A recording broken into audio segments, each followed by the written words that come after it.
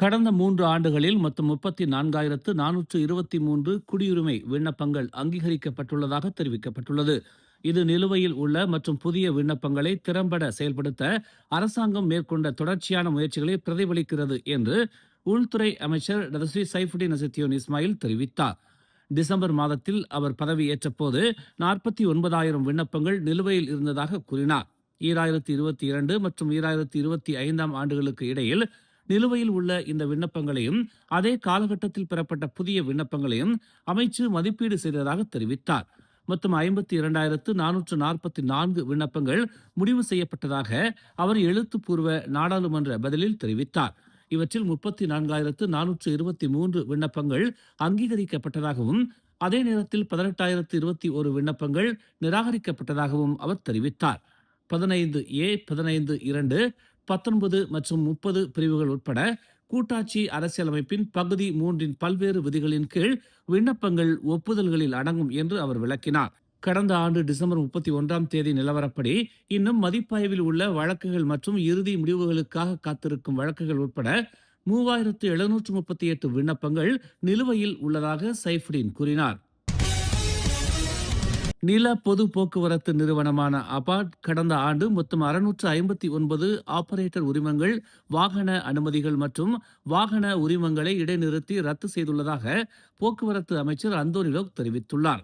சாலை விபத்துகள், பொது புகார்கள் மற்றும் தோல்வியுற்ற பாதுகாப்பு தணிக்கைகளுடன் தொடர்புடைய வணிக வாகன நிறுவனங்கள் மீது இந்நடவடிக்கை மேற்கொள்ளப்பட்டதாக அந்தோனி லோக் நாடாளுமன்றத்தில் தெரிவித்தார். சாலை விபத்துகளில் ஈடுபட்ட வணிக வாகன நிறுவனங்களின் 61 ஆபரேட்டர் உரிமங்கள், 138 வாகன அனுமதிகள் மற்றும் 139 வாகன உரிமங்களை ஆண்டு முழுவதும் அபாட் இடைநிறுத்தியதாக அவர் கூறினார். அதே காலகட்டத்தில் இதே பிரச்சினை தொடர்பாக 3 ஆபரேட்டர் உரிமங்கள், 52 வாகன அனுமதிகள் மற்றும் 14 வாகன உரிமங்களையும் நிறுவனம் ரத்து செய்தது. பொதுமக்களின் புகார்களின் விளைவாக 46 ஆபரேட்டர் உரிமங்கள், 90 வாகன அனுமதிகள் மற்றும் 42 வாகன உரிமங்கள் இடைநிறுத்தப்பட்டதாக அவர் கூறினார். அதே நேரத்தில் 4 ஆபரேட்டர் உரிமங்கள் மற்றும் 9 வாகன அனுமதிகளும் ரத்து செய்யப்பட்டதாக தெரிவித்தார். பாதுகாப்பு தணிக்கை தோல்வி அடைந்ததற்காக மேலும் 61 ஆபரேட்டர் உரிமங்களை நிறுவனம் இடைநிறுத்தியதாக அந்தோனி லோக் தெரிவித்தார். நாளை திட்டமிடப்பட்டிருந்த பெரிக்காத்தான் நேஷனல் உச்சமன்ற கூட்டம் ரத்து செய்யப்பட்டுள்ளது. இதற்கு பதிலாக பெரிக்காத்தான் நேஷனலின் 4 உறுப்பு கட்சி தலைவர்கள் பெர்சாத்து தலைவர் முஹிதீன் யாசின் வீட்டில் கூட உள்ளதாக தெரிவிக்கப்பட்டுள்ளது. கூட்டணி தலைவர் பதவியில் இருந்து முஹிதீன் ராஜினாமா செய்வதை உறுதிப்படுத்தவும் அடுத்த தலைவரை நியமிக்கவும் பெரிக்காத்தான் நேஷனல் உச்சமன்றம் கூடுவதற்கு முன்பு முன்னோக்கி செல்லும் பாதையை முடிவு செய்வதற்கான ஒரு முதற்கட்ட கூட்டம் இது என்று தெரிவிக்கப்பட்டுள்ளது. கூட்டணியின் எதிர்கால திசை குறித்து பாஸ் மற்றும் பெர்சாத்து கட்சிகளுக்கு இடையேயான முந்தைய விவாதங்களை தொடர்ந்து இது மேற்கொள்ளப்பட்டுள்ளதாக மலேசிய இந்திய மக்கள் கட்சியான MIPP-யின் தலைவர் பி. புனிதன் தெரிவித்துள்ளார். பாஸ் மற்றும் பெர்சாத்து கட்சிகளுக்கு இடையேயான முந்தைய விவாதங்களின் அடிப்படையில் பெரிக்காத்தான் நேஷனலில் உள்ள அனைத்து தலைவர்களுக்கும் முஹிதீன் ஒரு கடிதத்தை வெளியிட்டதாக புனிதன் தெரிவித்தார். பாஸ் கட்சியின் துணைத் தலைவர் துவான் இப்ராஹிம் துவான்மான் இந்த விஷயத்தை உறுதிப்படுத்தினார். கூட்டம் பெரிக்காத்தான் நேஷனலின் முன் கவுன்சில் கூட்டமாக மாற்றப்பட்டுள்ளதாக அவர் தெரிவித்தார். மத்திய கிழக்கில் வெளிப்படையான மோதல் ஏற்படும் என்ற அச்சத்தில் இரு நாடுகளுக்கும் இடையே அதிகரித்து வரும் பதட்டங்களை தணிக்க அமெரிக்காவும் ஈரானும் பாடுபட வேண்டும் என்று பிரதமர் டதஸ்ரீ அன்வார் இப்ராஹிம் வேண்டுகோள் விடுத்துள்ளார். அந்த பகுதிகளில் ஏற்கனவே நிலைமை நிலையற்றதாக இருப்பதாகவும் இந்த நேரத்தில் நிதானத்தை கடைபிடிப்பது மிகவும் முக்கியமானது என்றும் அவர் கூறினார். இராணுவ சொத்துகளின் குவிப்பு மற்றும் அதிகரித்து வரும் முழுமையான பொது வாய்வீச்சு ஆகியவை கட்டுப்பாடு மிகவும் தேவைப்படும் தருணத்தில் அதற்கான இடத்தை சுருக்கிவிட்டதாக அன்வார் கூறினார். வாஷிங்டனுக்கும் தெஹ்ரானுக்கும் இடையிலான எந்த ஒரு மோதலும் ஏற்கனவே பலவீனமான மத்திய கிழக்கு முழுவதும் விளைவுகளை ஏற்படுத்தும். பினாமி அதிகரிப்பு, கடல்சார் பாதுகாப்பின்மை மற்றும் பொருளாதார அதிர்ச்சியின் ஆபத்து உடனடி பிராந்தியத்திற்கு அப்பால் நீண்டு செல்லக்கூடும் என்று அன்வார் சுட்டிக்காட்டினார்.